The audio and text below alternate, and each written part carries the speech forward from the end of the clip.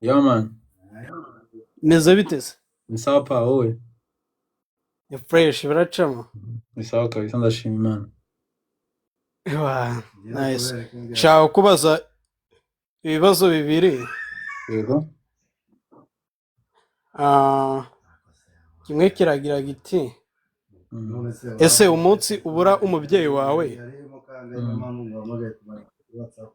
ukimara kumubura nyine feeling wagize nyine wumvishe umeze ute nyine tu natwe tubafite nyine tuba twumva kubabura nyine ari ibintu nyine bya dani ukimara kumubura wumvishe umeze ute mu mubiri wawe? Well, umunsi arira ngaho ikintu mva nagusubiza tukuvuga cyane ngo ukuntu na feelings kuko of course wahita ubyumva ko ufeelinga nabi of course ahubwo nk'ikintu nakubwira kuba ukimufite buriya wagafirinze cyane neza kuko nta kintu nyine cyakubabaza ubaye utarakoze buri kintu cyose wifuza gukora umubyeyi wawe kuko ubuzima urabizi ntibikabe ariko urabizi ko ubuzima tutamenya aho bwerekeza.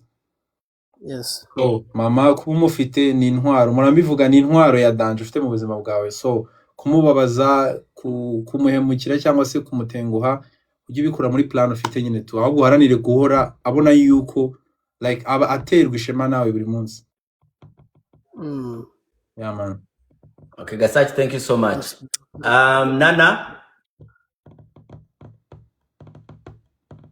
Nana cute. Oui. Chris Eazy urashaka kumubaza ikibazo kimwe twagiye.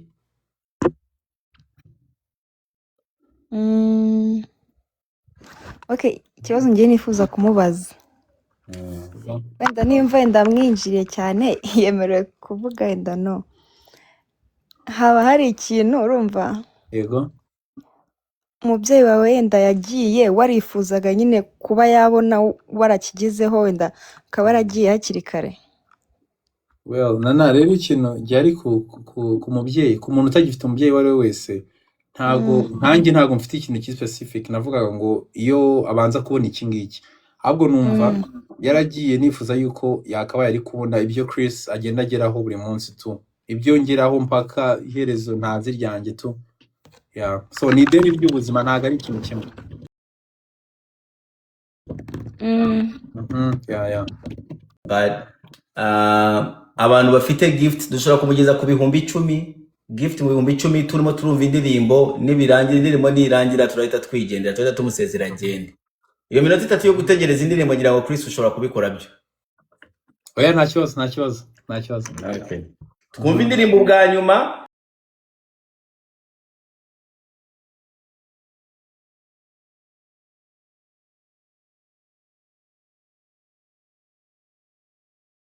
Wera hari ibintu dukora kuri social media ariko at the end of the day bikatwafecta nyine